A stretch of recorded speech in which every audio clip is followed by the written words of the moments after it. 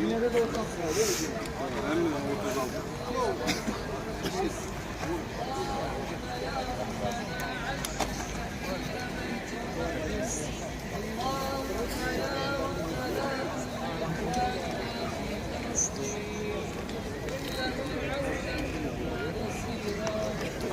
Arlık taş yine mı?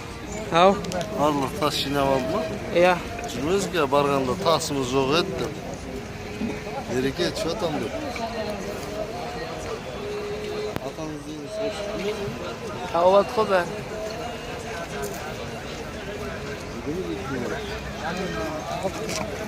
Az var. Ay.